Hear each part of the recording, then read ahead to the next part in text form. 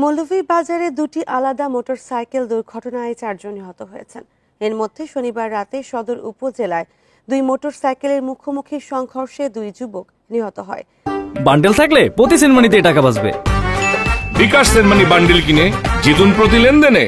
নিহতরা হলেন জুবের মিয়া ও কামরুল মিয়া। পুলিশ জানায় শনিবার রাত 11টার দিকে শ্যামেরকোনা বাজারের সামনে দ্রুতগতি 2 মোটরসাইকেলের মুখোমুখি সংঘর্ষ হয়।